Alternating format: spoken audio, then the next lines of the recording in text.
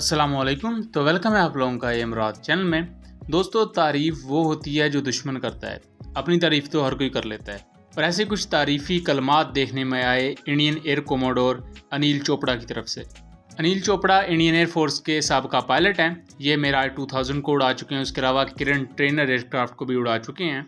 इन्होंने रिसेंटली अपना एक आर्टिकल पब्लिश करवाया योर एशियन टाइम में, जिसकी हेडिंग्स कुछ यूं है कि once leading China Pakistan GF-17 programme, India must get its fighter, यानी कि GF-17 थंडर प्रोग्राम के पेश नज़र इंडियन एयरफोर्स को भी अब जल्दी करनी पड़ेगी अपने फाइटर एयरक्राफ्ट को हासिल करने के लिए। यहाँ बेसिकली उन्होंने एवेल्यूएशन की है GF-17 प्रोग्राम की और उसके मुकाबले में इंडिया के हाल तेजस एयरक्राफ्ट की और AMCA प्रोजेक्ट की। इस आर्टिकल में ना सिर्फ उन्होंने पाकिस्तानी प्रोजेक्ट्स की तारीफ की है, खासतौर पर GF-17 प्रोजेक्ट की, बल्कि दूसरी तरफ इंडियन एयरफोर्स की और उसके अलावा हिंदुस्तान एरोनॉटिकल लिमिटेड्स की और DRDO जैसी कंपनीज में आने वाली डिलेज की वजूहात भी उन्होंने कुछ बयान की हैं, यानी कि अपने ही कुछ सेक्टर्स पर तनकीद भी की है।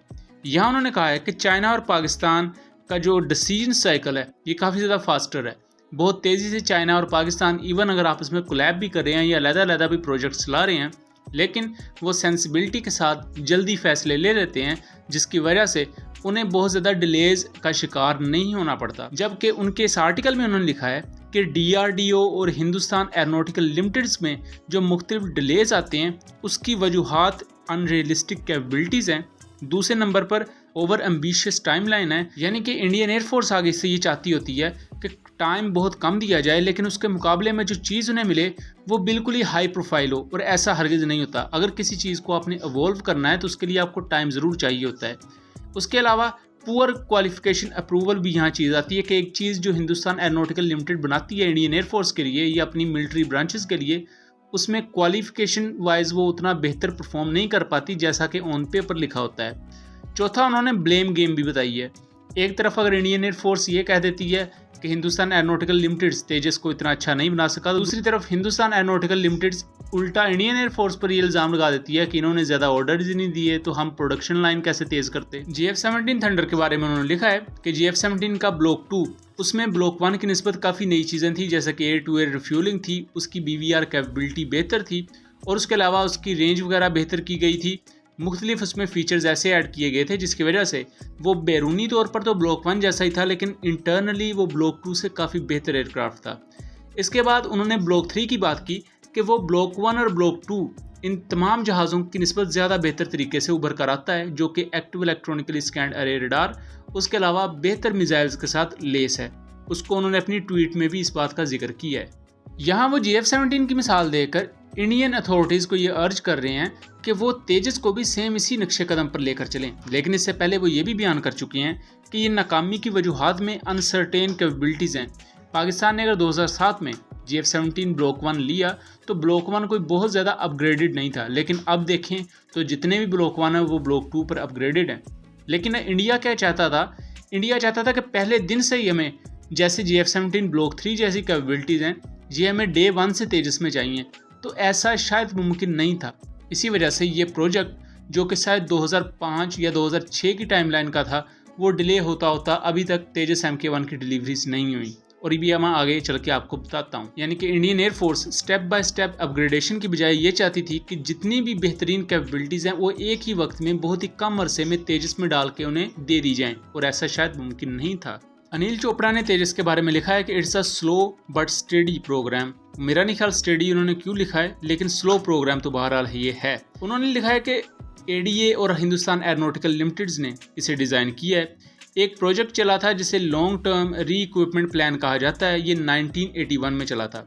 1981 में इंडियन एयरफोर्स की सोच ये थी कि वो जल्द से जल्द अपने पुराने MiG-21 एयरक्राफ्ट को रिटायर कर देंगे और इसे एकम्प्लिश किया जाना था 1995, लेकिन अनफॉर्चुनेटली 1995 तक कोई भी कंक्रीट स्टेप नहीं लिए गए थे इस प्रोग्राम के लिए। उसके बाद 1984 में ADA का क़याम अमल पे आया, लेकिन उसमें भी काफ़ी ज़्यादा डिलेज होती गई, तो इंडियन एयरफोर्स ने यहाँ सोचा कि हम बाहर से मदद लेंगे तेजस प्रोग्राम के लिए, जिसमें उन्होंने डिसॉल्ट की मदद भी ली थी।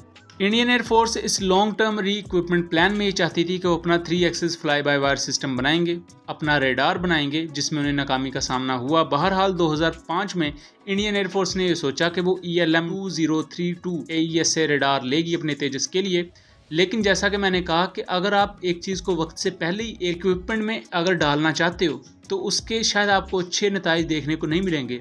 कहने का मकसद ये है कि एक्टिव इलेक्ट्रॉनिकली स्कैन्ड अरे रडार 2006 और 2007 में भी मौजूद थे, लेकिन इसका मतलब ये नहीं कि पाकिस्तान ने ब्लॉक 1 में उन्हें ऐड करने की कोशिश की, बल्कि पाकिस्तान ने स्टेप बाय स्टेप उन चीज़ों को अपग्रेड किया। उसके बाद पहली फ्लाइट होती है टेक्नोलॉजी डेमोन्स्ट्रेटर 1, जिसे TD1 कहा जाता है, जनवरी 2001 में।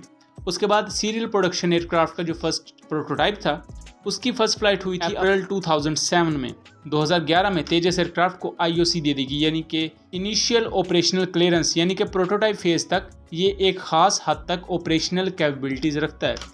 उसके बाद होती है FOC, यानी कि फाइनल ऑपरेशनल क्लियरेंस। उस फाइनल ऑपरेशनल क्लियरेंस के बाद ही एक एयरक्राफ्ट को जंगी माहौल में यूज़ किया जा सकता है। लेकिन IOC के बाद इसका मसला के सामने आया कि इसका एंगल ऑफ अटैक बहुत कम था। उसके बाद इसके लिए एक और चीज़ तरतीब दी गई, वो थी IOC-2। IOC-2 क्या था, ये 2016 में से मिला, 2013 में देने का प्लान किया गया, लेकिन डिले होता 3 साल और डिले हो गया। 2016 में इसे IOC-2 दिया गया, जिसमें सिर्फ एक चीज़ बेहतर की गई कि एंगल ऑफ अटैक को बेहतर कर दिया गया। और बेसिकली ये सिर्फ एक लॉलीपॉप था। हिंदुस्तान एरोनॉटिकल लिमिटेड में कुछ लोगों ने इसका पैसे भी खाए। इस तरह करते कराते फरवरी 2019 में इसे FOC दिया गया। उस FOC के बाद कुछ चीज़ें थोड़ी बहुत ट्रैक पर आना शुरू हुई। अब इस वक्त total 83 Tejas aircraft on order हैं, जिनमें से 73 तेजस MK1A हैं और तेजस MK1A की डिलीवरी 2024 से शुरू होगी। जबकि तेजस MK2 की बात करें तो ये एक मीडियम वेट कैटेगरी का एयरक्राफ्ट है, और अगर हम इसकी बात कर लें तो ये 2026 से 2029 की टाइमलाइन में आता है। AMCA के बारे में अनिल चोपड़ा लिखते हैं कि 25 टन का स्टेल्थ एयरक्राफ्ट होगा। इसके भी 2 वर्जन होंगे। AMCA-1 जो एयरक्राफ्ट होगा वो कोई प्योरली 5th जनरेशन एयरक्राफ्ट नहीं होगा, बल्कि वो 4.5 प्लस जनरेशन का होगा। देखने में स्टेल्थ प्लेटफॉर्म होगा, लेकिन इंटरनल बेस नहीं लेकर जाएगा, जिसकी वजह से वेपन इसे बाहर ही कैरी करने पड़ेंगे।